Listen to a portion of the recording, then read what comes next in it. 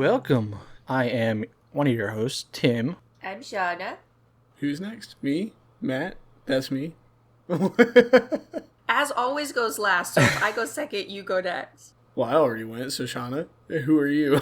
I already said I went first. Hey, I'm your friendly neighborhood number 18th hero. Hey, top 20. Yeah, I'm top 20, but I'm no Hawks, okay? I can't. We can't all be. Do his feathers, grow back over time? That's what I was wondering. She burned most of them up in that fight. He probably just grows them back, yeah. Does he grow them back at the speed at which normal things grow their feathers? Because I feel like it would take a while. He gets in a fight and then he has to wait 2-3 weeks before he can do anything else. Oh, I guess we should say we're talking about My Hero Academia Season 4. If you're wondering why we haven't talked about Season 3, it's because we didn't rewatch it this time, and we forgot that the first time we didn't fully cover it, so... Yeah, the first time we did My Hero was just seasons 1 and 2.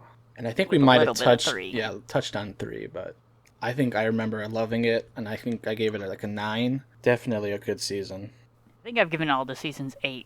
I think I have too. I might have given something a 9. Let me look. I'm actually interested. I've given actually seasons 1 through 3 all 9s. I don't remember what I gave it. See, I gave Vinland and Boogie Pop 9s, and I don't feel like My Hero's quite Vinland level. Oh, I think it's better than Vinland. No. I think it is. Vinland makes you think it's better just because it's depressing, but it's not actually written better. Oh, depressing so good, though. We love suffering here. I don't know. I think it's better than Vinland. By a lot, actually. But you know what it's not better than? Haikyuu. Oh, it's definitely better than Haikyuu, though. You're wrong. I gave seasons 1 through 3 an 8, personally. I might change that to a 9 for one of the seasons, but that was what I thought at the time. Fair enough. I thought Az would be the highest since he's always raving about at least the manga, but... Man, the next season might be my 9, though. We get it as you're cultured. You're better than us because you read. I read manga too. Okay. I'm also better than you. Okay, Shawna. I have manga, but I just haven't read it yet. So, Tim, you're better than Weeb because he doesn't read any manga. And you at least have some. I don't read, period. I don't know how to read. Nerds, be really cultured. Read some webtoons. I've read a webtoon or two in my day. NANI? We are talking today about Season 4 of My Hero Academia, which is kind of recent. Came out this year, 2020. Actually came out, I think, last year, end of last year. But it finished this year. Let's find out what we thought about it. Good.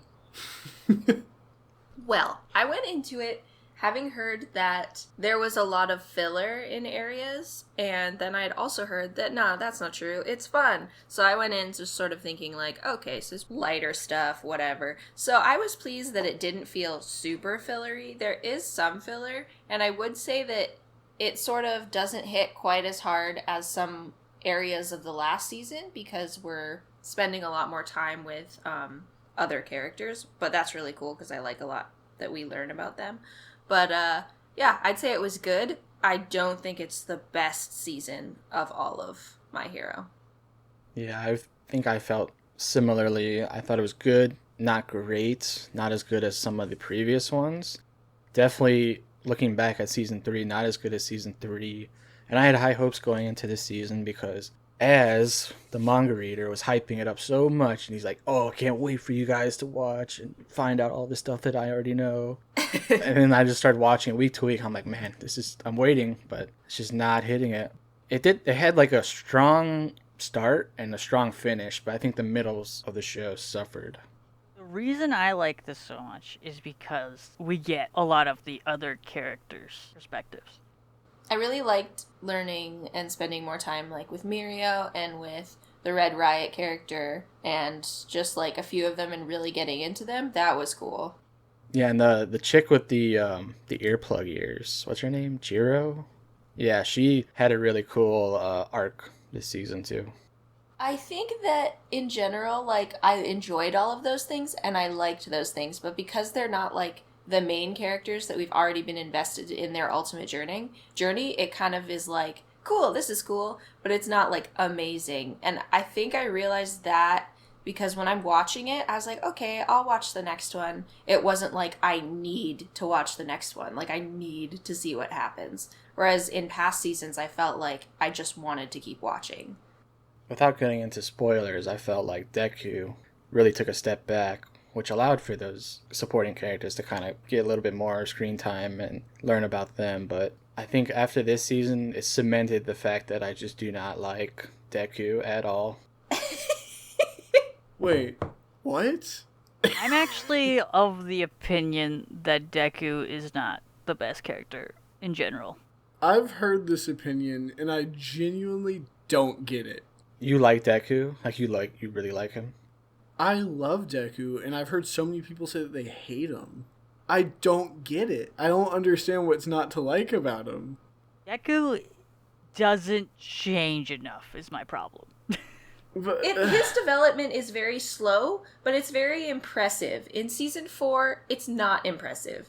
But in seasons 1 through 3, when he's overcoming, literally destroying his body and like figuring out how to work with his power, and then also like saving people and figuring out his own way to do things, that's when I like Deku. This season was like, okay, Deku's here. And also because All Might wasn't really a big feature in this season, like the coolest dynamic of the show is the Deku All Might dynamic, with All Might being more interesting ultimately. So then we got tons of that in season 3, like a major part of that. And then we go to season 4 and we don't get any of that. And that's why it kind of felt like a little bit of a break season to me.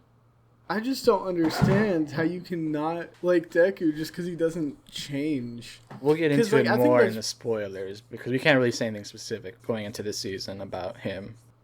Do we all recommend this season? I do recommend it, although it's not the best.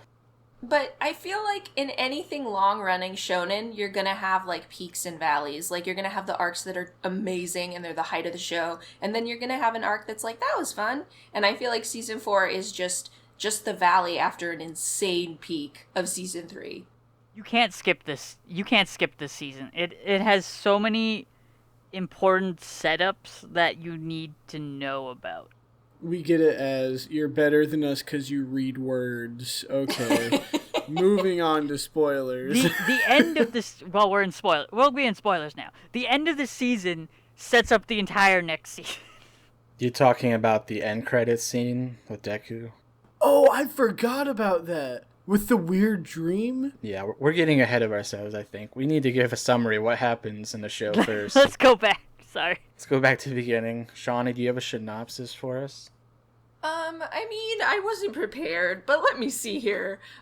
So we're basically hanging out with the homies at the Hero Academy, and throughout the show, Does it start with the photographer guy coming, or is that... Yeah, it starts with one of the journalists like figuring out that Deku has gotten All Might's power basically, and then he doesn't tell anyone, which was cool because I wasn't expecting that. It's also a really good way to like sum up all the characters, because it's not like a recap episode exactly. I think the way that season 4 did a lot of things was very clever. I actually love Overhaul, the main villain of this season. He comes up and he is sort of working with main villain. What's his face with the hands all over his face? Tomura. Shigaraki? Yeah, so it all, I don't know how to like explain it in a quick way, but they come up against Plague Mask guy, and they have to overcome so many things, and a lot of them have to basically develop out their powers and overcome weaknesses in order to actually defeat this guy in the end. And someone actually dies this season, which I liked a lot. The one problem I have with the season is Night Eye kind of comes out of nowhere, and then you have to get invested in him in one season, and then he dies. Which I didn't. I don't think I really cared about him by the time he died. Yeah, I don't think we spent enough time with him this season. Reading the manga, because it stretched over a longer time, it felt like I had more time to get to know him and feel more connected to him and kind of understand his point of view. While when watching the anime, it felt like this went really fast. Like, I felt like everything felt rushed watching the anime compared to when I was reading it. It didn't feel rushed to me because I had nothing to compare it to, but you're right, we didn't get to really see the super relatable side of Night Eye in action very much. I still felt like his death hit hard enough for me just because of seeing how Mirio was affected, like just weeping, and like Mirio being like the positive person that he is, to just see him like broken was like, I don't know. And he lost his power, and it's just like so heartbreaking. That Oh my was sadder than the goodness. death. Him crying and then losing his power was way sadder than Night Eye dying. And he puts on like a good face for it. Like he keeps smiling and like tries to give hope to the other people. Like, hey, don't worry about me. I liked that we got to see how upset he was, and they didn't just go right to, I'll be okay, I'm the positive guy. It was just like, you actually got to see a low point and show that he is really impressive for coming back from that, and that he didn't let his circumstance, I guess, like negatively affect everyone else too much. Like, because he was strong for himself, it made everyone else be able to move forward too. Yeah, something Deku could learn. Well, Deku's a fundamentally different person. If we're talking about the Enneagram, Deku can't do that. What are the Enneagrams? Let me tell you. Okay, so Deku is me, and Mirio is Weeb. Thank you. Weeb, you're very resilient, and you're very positive, and you're able to overcome very quickly. And then Deku, who is me, is not. So, but I think that Deku does overcome, but you definitely see him struggling through the negative more. Like, he's just not that endless optimist for me, I think. Anyway, sorry, this is not the Enneagram podcast. I digress. I like it. I think we should have that section in all the episodes. I enjoy it. It kind of gives like a psychology to the character. It does. Should I explain what 4s and 7s are? Yeah, go for it.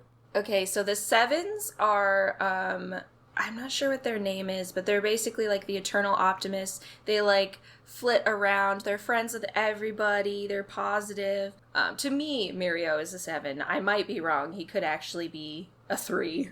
But just his boundless optimism and his resilience. I don't think he shows it, but he definitely, you can get those moments where he's like thinking to himself, where you can see he can be serious and like more kind of worried about things, the situation, like especially with Eri and all of that stuff when he was trying to protect her. It's good to see he does have that capability. Yeah, 100%. And then Deku is what's known as the individualist, which is basically just the emotional one. Just feels very deeply, is very like concerned about his ultimate legacy and the way he's gonna like affect the world, how he's gonna leave the world, and like very affected by everything around him, and he processes everything emotionally. So like he obviously cries quite a bit. Too much, I would say. That's my analysis. I could be wrong. Man, we could do a whole podcast on this. We could. A separate podcast where we just Enneagram type different anime characters from all types of anime. You could just do it one show at a time and type everyone in a show. What's Hinata? Hinata would be... Hinata's either a 7 or a 3. A 7 or a 3? For those of you who don't know what Hinata's from, it's from a show called Haikyuu. Naruto, right? Yeah, she's the waifu from Naruto. Yes, and Naruto, but I'm talking about Haikyuu. I'm talking about Haikyuu, the show Haikyuu, if you've ever heard of that. Show about volleyball, small boy jump high, you know, good stuff. Like Mike. That's what you're talking about, right? Like Mike, the movie? Oh, no, I don't think guys understands. I'm talking about Haikyuu.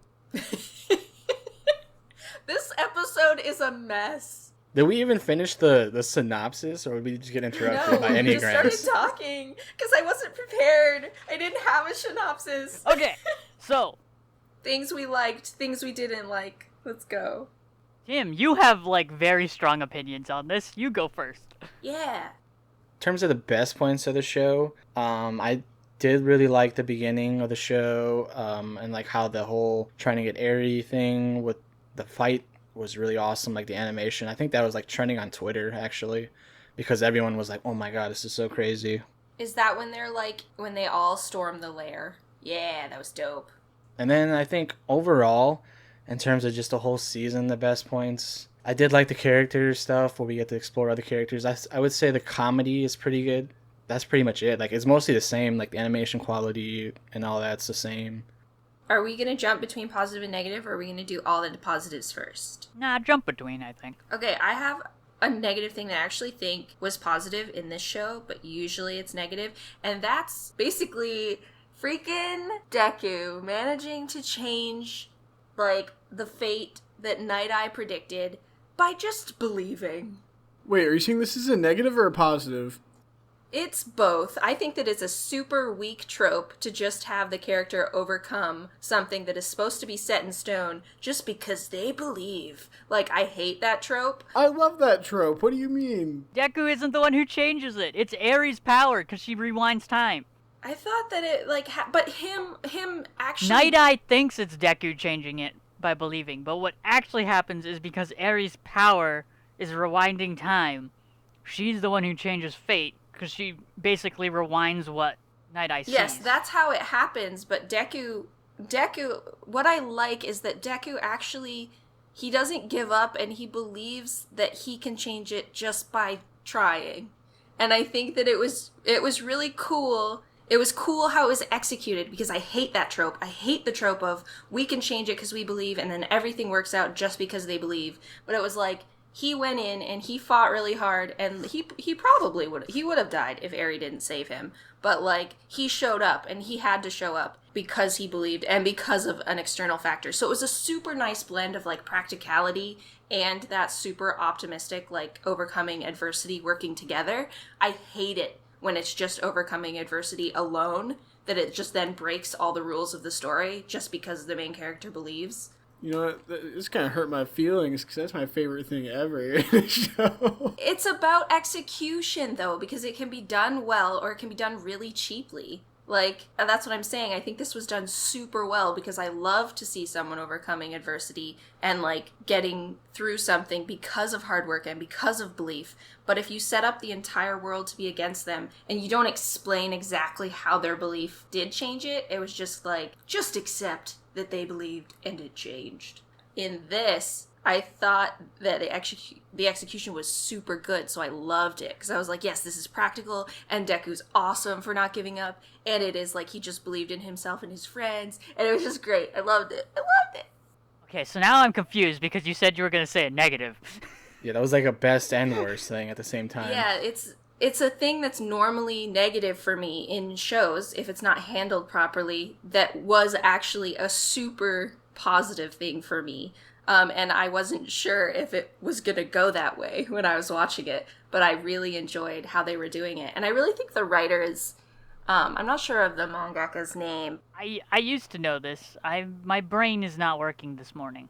I think that he's a very talented writer. I think he's very good at pacing because he understands that in order to build up to something super great, you have to have these chill moments, you have to get to know everybody. And I really think that one of this author's strong points is mini boss villains, because Overhaul feels like a boss, and he isn't. He's just a seasoned villain, but he was awesome. His character design, his voice work, just like his whole thing, I was into that, and I was like, I know you're a small fry, but like often, like particularly in shonen, the throwaway bosses can be super boring, and you're like, okay, get back to the main guy.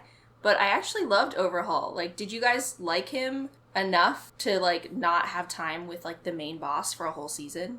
Overhaul's a fun villain for this arc, I think. He is compelling. I like his backstory with the mafia and how he gets involved with that and how he kind of wants to change it. Like, you can see his intentions are good, kind of, but obviously he goes about it completely, like, wrong and gets a lot of people hurt. His whole arc is basically just one giant, the ends justify the means. Like, I am going to just go insane, and if I get what I want at the end, then it will be okay. And he believes that to such an extreme that he's able to actually, like, go against the people he's actually trying to work for. Like, he's trying to build up the organization for his boss, who he put in a coma. So it feels kind of like he has, like, a weird version of OCD, almost. Well, he hates dirty stuff, right? He likes to be clean. That's his whole like when thing. someone touches him, he breaks out into hives. Is that what that was? I didn't know what was going on with him. They weren't super clear about it, but I was okay with that because I was like, okay, you just I have thought a it was thing. like weird looking blood splatter or something. I didn't know what was going on. You could say that for most times, just in general for me. NANI?! Man, I really liked Hawks and Endeavor, that whole thing. That was cool. It was cool, but I don't like Hawks. He bothers me. There's not enough of him in the show. He's just too full of himself. I don't like it.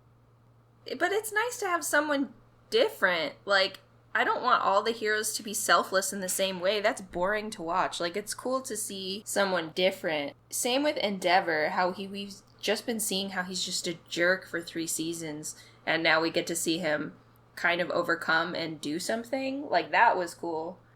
How are you trying to make us care about Endeavor when he's like a family abuser and has like completely abandoned? But I think that that's gutsy as a writer, because you're saying that, like, yeah, someone can be awful, but humanity has these shades of gray where, like, people can continue to surprise you even if they're terrible. And I really like that. I do like that. I just felt like it was too quick, and you don't really see the process of him like earning that, I guess, like growing. It's just all of a sudden, oh, he's a good dad now.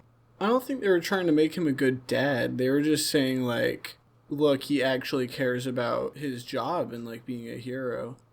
And they show Todoroki, like, despite him basically hating his dad, he still worries about him because he's his dad. For me, it was when they show the mom and then the other kids, and she's like, he's so nice, he comes to visit. I was like, didn't you, like, completely burn your kid because of that guy?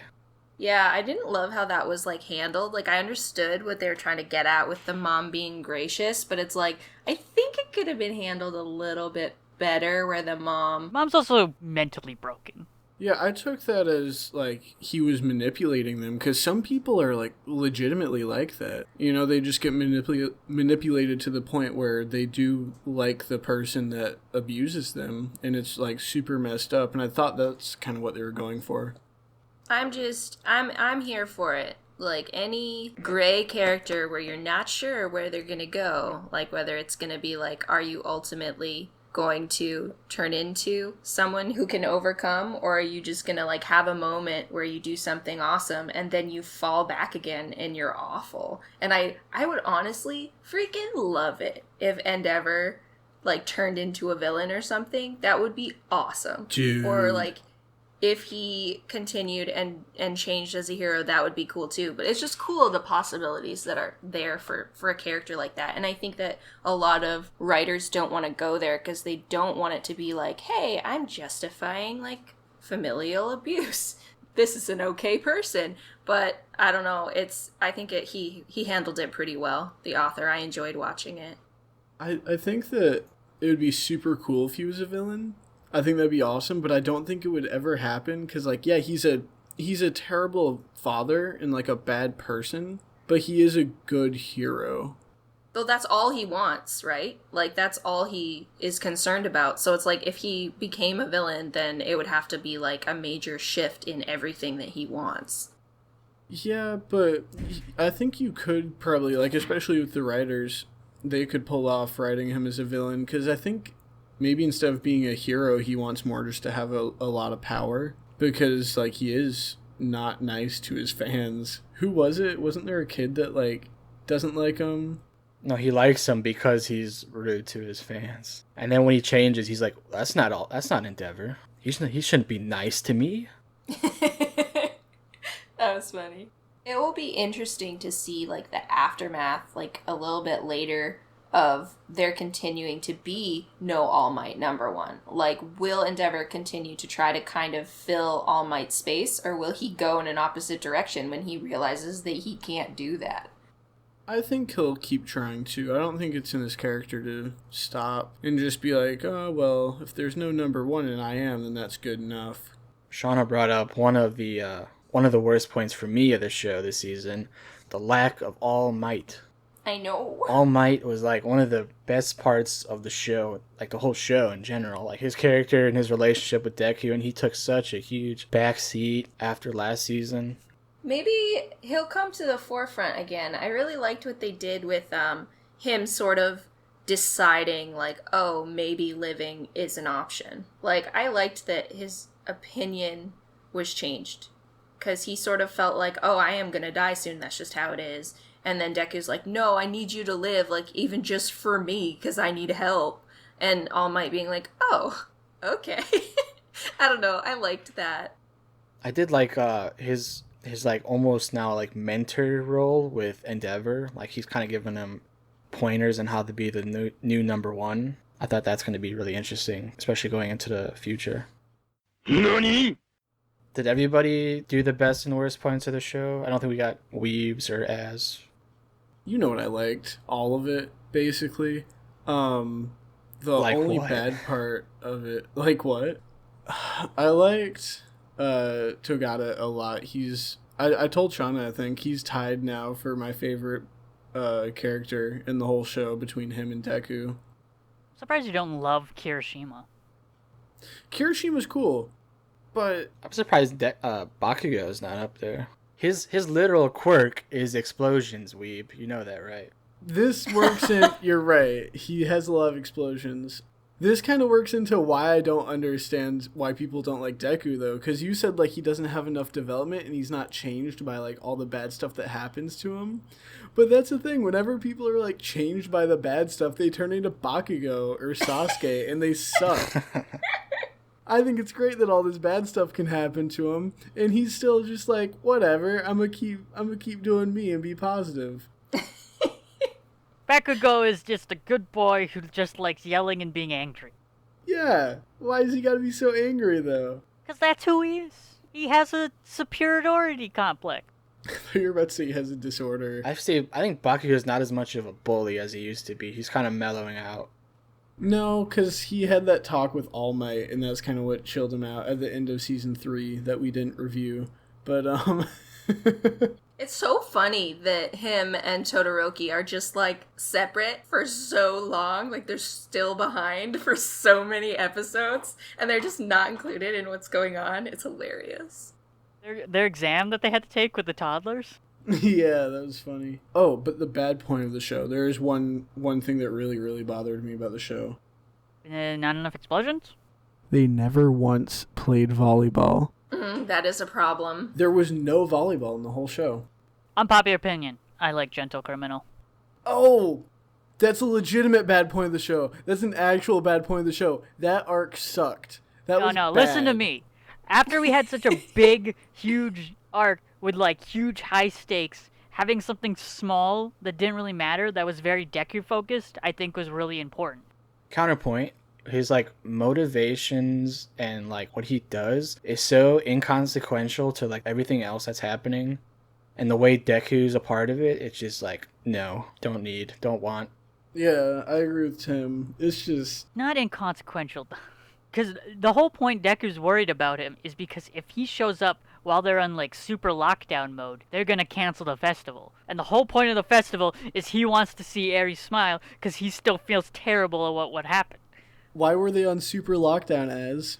Because the villains broke in Because last... the main guy. Not because of this stupid side character. I think what was cool about Gentle Criminal is it showed how when you reach your breaking point, you can either overcome and keep trying, or you can have your perspective on life completely changed and you can go down the wrong path. And like, it's just a different take on, I guess, hardship, and it's cool to see that represented because people don't always overcome. And I think that it was a cool little thing. I would agree that it doesn't technically matter and I don't care a ton, but it was a nice little character study, and I appreciate that. They could have done it with an actual villain, though. Having a small-time villain is good, though, because it shows, like, a villain diversity in the world. Yeah, not everyone's super evil and wants to destroy the world. Like, not everyone's Shigaraki, I want to commit mass genocide. I don't like what was his whole plan anyways? Like he wanted to get into the festival, and then what? Like what was he gonna do? He was just gonna live stream it because he's like, look at me, I'm the best criminal. I broke into the super secure school. His whole point is he wants to leave a legacy behind, just like Deku. They're opposing forces of the same coin. Yeah, that's what I'm saying. Like, Like, Stain was a small-time villain who didn't want to, like... Stain had a huge impact, though. Exactly! And he was a small-time villain that, like, didn't want to, like, kill everyone, but he was Stain's good. not a villain. He's a vigilante. Well, Stain was like he was trying to start a movement. Like, he wanted to change society. Stain's reason for becoming Stain is kind of dumb. I don't remember, to be honest, but I just want to say that I think Az's point about Deku and Gentle Criminal sort of being the polar opposites to each other is really cool, because basically both of them were told that they couldn't be a hero. And it broke Gentle Criminal, and he went on the wrong direction and just wanted attention doing anything, and it did not break Deku. But also, Deku won the lottery because All Might was like, I see you.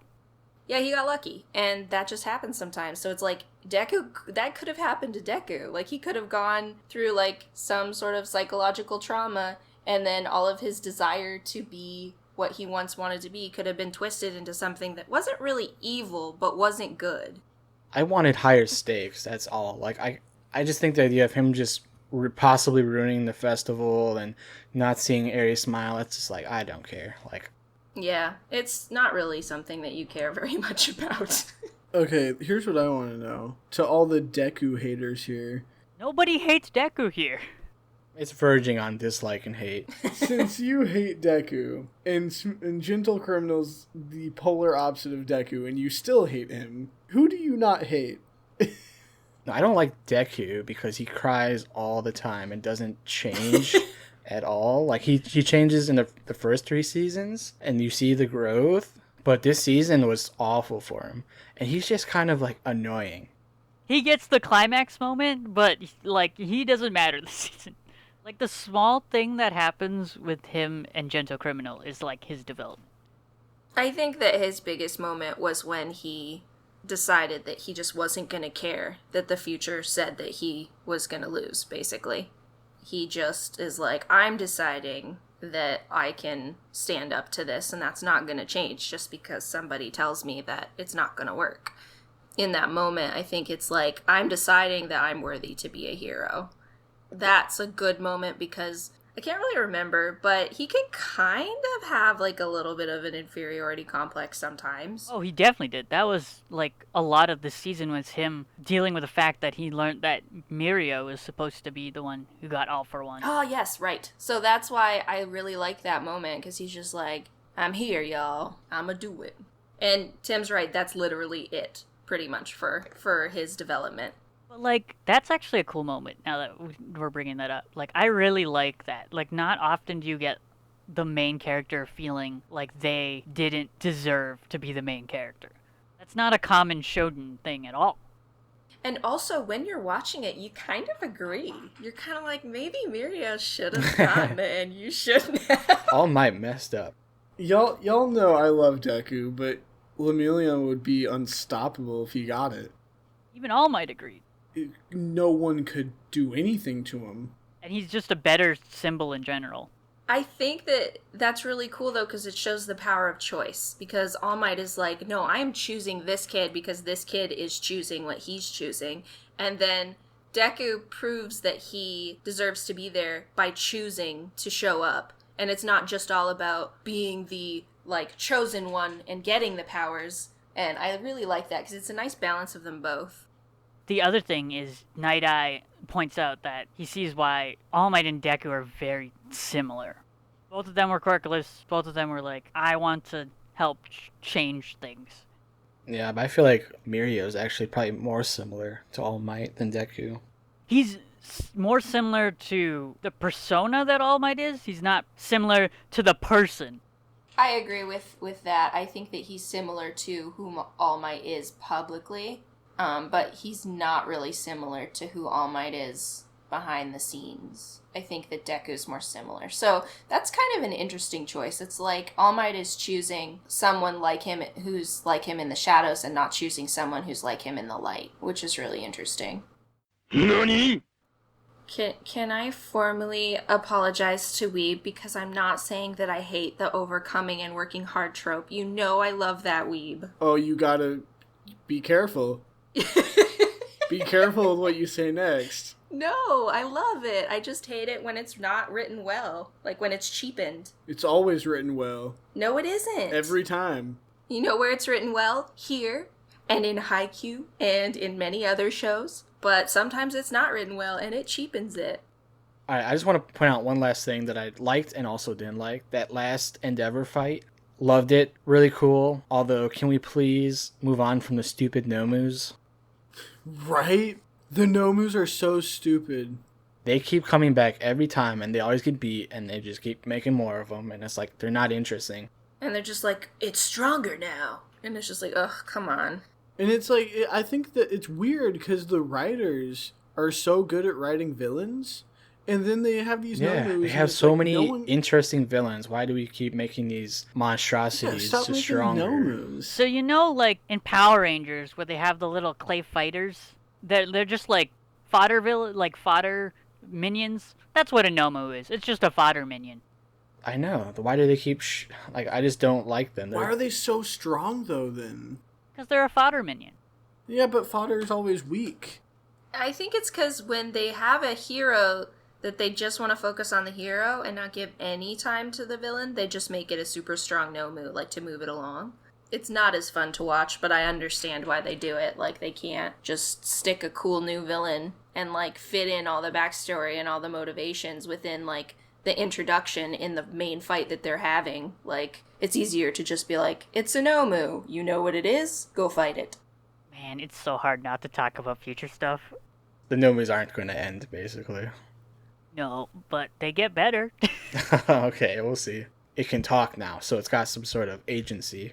But it doesn't have any, like, soul. Like, it doesn't care about anything. It's just there. It's just like, yeah, someone made me. I'm here to hit you. I think Az's groans are saying that we are gonna find out why they are the way they are, and they won't be super boring in the coming days. Okay, I was gonna ask something. So you know when they did the hero ranking? Yeah. Who was everyone's favorite? Basically, best boy. No, this is best hero, but we'll do best boy after. I don't remember. Like, I only remember Hawks and Endeavor, and, like, maybe one of the women. Can we just say, like, our favorite new hero that we met this season? Is it Fat Gum for you? Yes, it is. Oh, How my did word. you know? What do you mean, oh my... What? He's the best. Fat Gum is great. Ugh. Yeah, he's okay, but, like, why is he your favorite? Did you see how far he went to protect... What's his name? Kirishima? He, like, almost died. I know, but Kirishima also almost died, and he was more interesting. Is he more interesting? I don't know. Fat Gum's belief in everyone is great too. Like, he really trusts Sun Eater. Oh my goodness. I forgot about Sun Eater. He's like one of my favorite parts of that first arc. Who's Sun Eater? The really depressed guy that you probably hate. Oh, Sasuke? Yeah, depressed Sasuke. Literally Sasuke, but with, like, octopus fingers for whatever reason. Did you hate him? I didn't hate him. He wasn't interesting. He's just there. He's like, yeah, I'm here. I'm kind of good at being a hero, but whatever. And it's like, you're boring. I really related to him because his whole thing was like just having a just this massive inferiority complex and just being completely destroyed by fear of failure. And to see him overcome was pretty awesome because seeing him overcome in the way he does and then seeing Mirio overcome in the way he does is like coming from two opposite perspectives, like the two types of people. I don't know, I really like that. I like seeing both of them. But you know why he has an inferiority complex with Miro? It's because Mirio is better in every way. That's what you think because Mirio is you! No! Yes! You think that the best thing is to, like, always work hard and always be positive, but some people, they can't do that and they have to learn how to do that, and it takes them half their life to learn how to do that, and he actually tried to learn, and he did, and now he's gonna change. Mirio is the sun that Sun Eater eats. Yes, that's why I liked the two of them, because they show the two extremes of people. End scene. I just like that he can eat fried chicken and become fried chicken. It's a cool power. I like how he used it by eating that one guy's crystal and then steals his crystal power. Yeah, that's like really OP when you think about it. He's literally Kirby. He is, yeah, he is Kirby. Well, I never thought of it like that. NANI? All right, best ship. Is there any best ship in this? Kirishima and Ashido. I'm calling it. It's still my favorite ship. That was like the only ship. That was cute. Wait, what? Red Riot and Alien Girl. Don't you love Alien Girl? I do. She's my favorite. Again, she's you. No, you. She's you if you were a gal. Maybe. We were just finding out that Weeb is low-key narcissistic. Low key, we always knew he was narcissistic. It's not a bad thing to like that type of person. That type of person's awesome. And I think that it's really cool, again, that we see that, like, how someone can inspire you to change, because Red Riot really wasn't, like, he didn't really have the esteem to become a superhero, and he had this inferiority complex, and then he's just like, nah, I'm gonna do it. Okay, well, best ship is definitely still Deku and Gravity Girl. Yeah, but they had no time this season. But it's still there. It was literally just her worrying about him the entire time. Nah, Kirishima and Ashido is a way better ship, honestly. No, Sasuke and Miro. Yeah, that's a pretty good bromance. Like, honestly. Could be more than a bromance. Okay, who's the best boy and best girl? I got this easy. Hawks. Hawks is best boy. I think Mirio's best boy in this season. Or still Eraserhead. Okay, yeah, he's pretty chill. He's awesome. You gotta pick who got the best boy of the season, not who you like, because they're all awesome. Well, if you say this season, there's no girls that are that big this season. It's all dudes, pretty much. It wasn't a big girl season. So I gotta go with Miro for this season. Eri for best girl. Oh yeah, I liked her. She was just kind of there, though. But she was kind of like learning about her powers at the end. She wasn't, though. She was just freaking out. But she's a little kid. Yeah, that doesn't make her good. She's a little kid who's been torn apart and put back together multiple times. Yeah, that's pretty messed up. She's been traumatized. All I want to do is make her smile, man. I'm going with Mina again. I think Mina's Mina just is a gonna be good my choice. answer like every season. I like Kyoka. I'm going to not pick because nobody stood out to me. Not even Kyoka teaching everyone how to learn instruments. Can we talk about how great Bakugo is as a drummer? Oh yeah, as a drummer. Who's best boy? Come on, we gotta pick one. Miro. TikToks. Mirio for me. Mirio for Weeb. Hawks for Ez. Tim, what do you think? It's between Hawks and Sun Eater for me. Okay, I'm gonna quickly go over the OPs and endings. If anyone else has any other thing to add, let me know. You know that we won't. Okay, OP1, let's go. It's a really good vibe for the first season and really high energy can get you hyped. I honestly don't remember these. I skip them. This is Az's time to shine. Let him shine. OP2 has the lighter tone with all the like the school festival tone and like shows a lot of Jiro. Yeah, it foreshadows how light that this season's gonna be because it's like a slice of life school days anime sort of opening. Then I'll go to the endings, which by the way, ending 1 is like the greatest. I love the singer who does that for one, Sayori. She's great. And the whole airy little like with her family and having a happy time is so adorable and great. Unfortunately, I have to dock points for this ending because it plays before we even meet her, so it has like Dumb. they should have switched the endings. They should have had a different ending until then. And ending 2 is just a bunch of foreshadowing for new characters and showing them at their stuff. Are we gonna even do an art story sound review? Because I feel like it's the same as the last 3 seasons, and it's just like, it's awesome. My favorite voice work was Overhaul. Thank you. That guy's voice is great. Yeah, you also got your standouts like All Might, Bakugo, like all those guys are good. Yeah, if you like any of the other seasons, you'll like this season, art-wise. Which, like, keeping that production quality for 4 seasons is, like... They really were like, okay, we're in it for the long haul. This is our thing. And they're all on the same level, and I like that for how they look and how they sound. NANI? What is everyone's out of 10 ratings? For the whole, just the season or the show? Just the season. 8. 8.5. You can't do that, Weeb. You can't give halves! Ah! 17 out of 20. Okay, Tim? I'm going to give it an 8 out of 10. It's lower than the other 3 seasons, which I gave, I think, 9s, but good, still not great. I am going to give it, I think, an 8. I feel like it's a 7.5 for me because the last 3 seasons I gave an 8. So either I need to move those up to a 9 or I need to move this one down to a 7. And I'm not sure what to do. So, Just do a half. Just do a half? I can't. I can't give myself over to that life of chaos. Half points. What are some similar shows you guys would recommend? There's so... Just watch all the shonen. Yeah, any shonen will do. Watch Marvel shows if you're not wanting anime. Why can I never think of, like, a comparable shonen to this when there's literally a million? Naruto? You haven't seen that. But, like, legitimately Naruto is similar to this. Demon Slayer. I always get reminded of Soul Eater for some reason. Soul Eater, yeah, because of the school thing. QQ.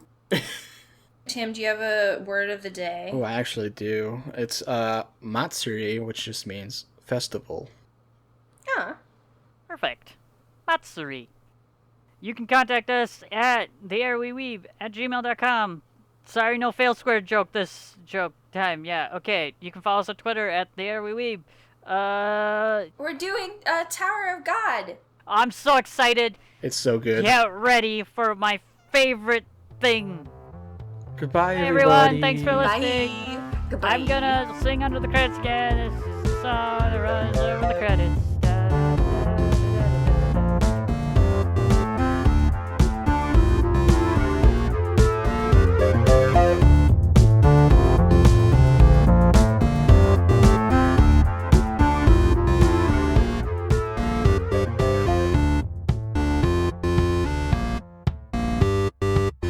Let's quickly get your best and worst points because we're taking a long time for this section. Oh, yeah. We're still doing that. But we're getting good discussion in, which I think is important. Sorry if this is a long episode, everyone. Are you eating?